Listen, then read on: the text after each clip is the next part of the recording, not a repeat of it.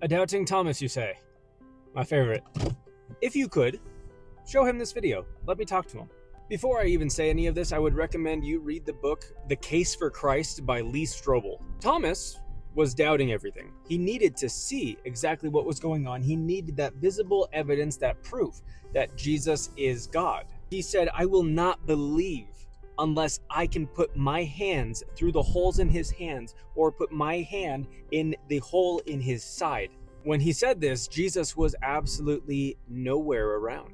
But shortly after saying this, Jesus appeared to his disciples. After they watched him die, they watched him get buried the following morning. And then several of them were claiming that they saw him and talked to him, and he came back from the dead. Thomas was saying, I don't believe it. That doesn't make sense. I'm not going to believe it. That's ridiculous. So Thomas was given the nickname Doubting Thomas. But then Jesus appeared to Thomas, as well as the rest of the disciples. And he reached out his hands and said, here, put your hands through the holes in my hands. Put your hand in my side. Immediately Thomas drops to the ground and he cries out and says, my Lord and my God. Jesus responds to him saying, blessed are you for believing what you have seen, but more blessed are those who have believed and have not seen.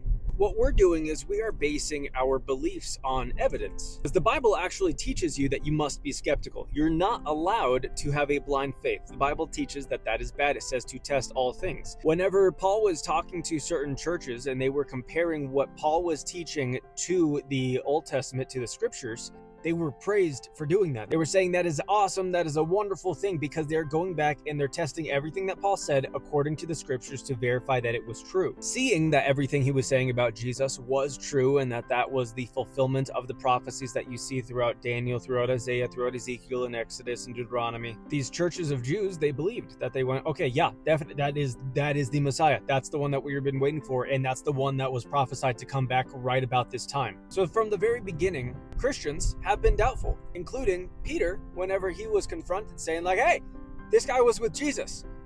Peter denied him 3 times, as Jesus predicted that he would.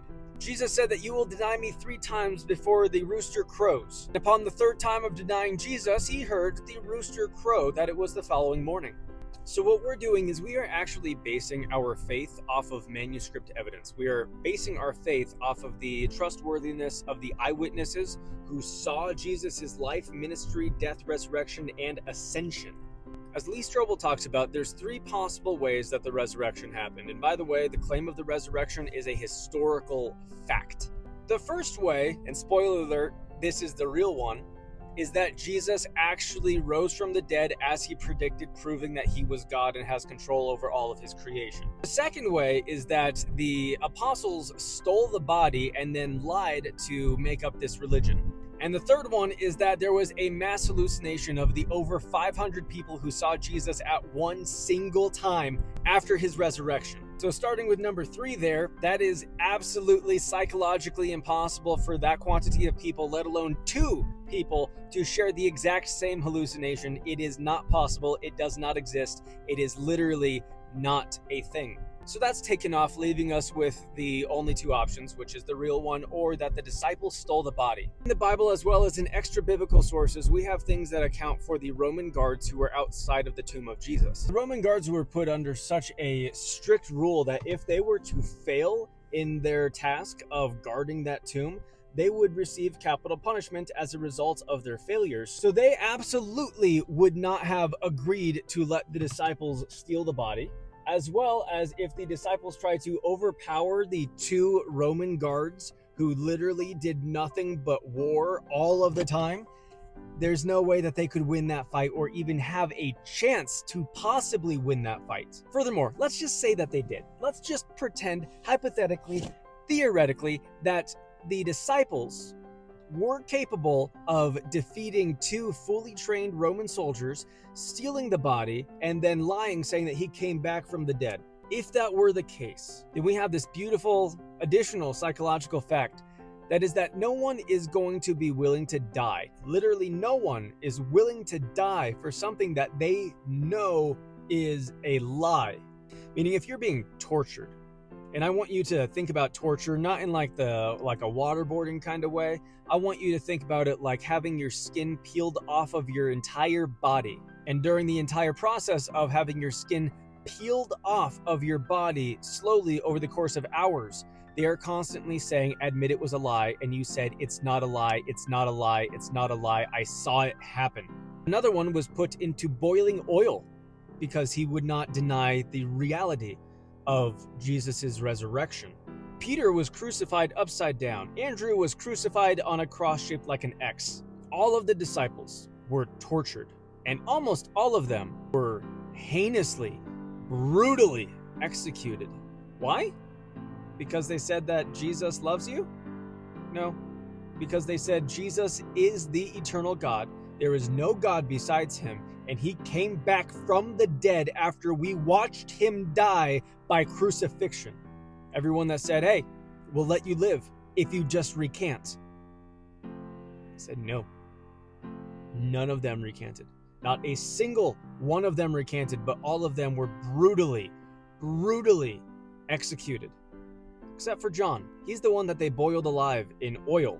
And he somehow survived that. That was a death sentence. He somehow survived, and they put him in prison where he ended up dying of old age. So all of those would say that the disciples, the ones who actually were the eyewitnesses who wrote the four Gospels, that the four Gospels are very, very reliable. We had Matthew and John, who were the direct eyewitnesses. We had Mark, who was the scribe of Peter, because Peter was apparently illiterate, so Mark literally wrote down everything that Peter told him to write down. And Luke was the guy who took the testimonies of all the other apostles and wrote them all into a singular book, which means that we have the eyewitness testimonies of all, if not almost all, of the apostles within 4 books. Now, I want you to ask your husband, or if he's watching this, do you believe that Alexander the Great existed? I'm going to assume yes, because everyone agrees on that. There's not a single person alive that's like, no, he was a myth.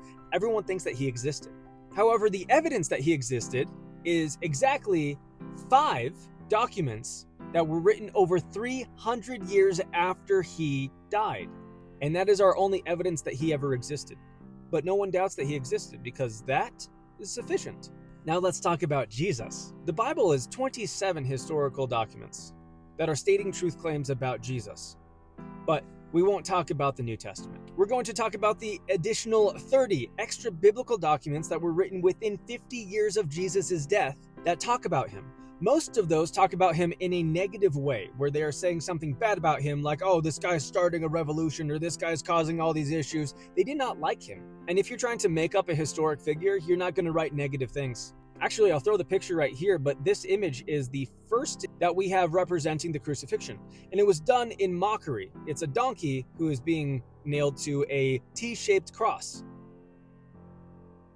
So for all the Jehovah's Witnesses out there who are like, no, it was astreos, that means pole. Actually, it means pole, tree, or instrument of crucifixion, the most common of which was a capital T, then a lowercase t, then an X. So, haha! We have that many historical documents written by other people, most of them were negative towards Jesus. That put together means that Jesus, as an individual, just as a person, is the most documented human being to have ever lived within any aspect of that era, a few hundred years after, or any time prior. That is incredible. So if you include the 27 letters that make up the New Testament, 30 extra biblical documents, we have about 57 documents, all written within 50 years of Jesus' death and resurrection. And a lot of those extra biblical sources are talking about how people are saying that this guy came back from the dead. But if you're doubting Thomas, that's good. Now, actually look at the evidence. We have everything perfectly before us. There is no excuse to be like, that's not enough evidence for me. But if that is not enough evidence, if you actually go, no, don't take my word for it, go look at all of this by yourself. If you try to even make the claim that that's not enough evidence for you, then absolutely nothing is enough evidence for anything. It is an undeniable, irrefutable, undisputable fact that Jesus lived, was crucified, and that people died because they claim that he came back from the dead as he predicted he would. So be of doubting Thomas, because after doubting Thomas doubted, he became a diehard believer, and he was put to death brutally because he saw Jesus back from the dead. God bless.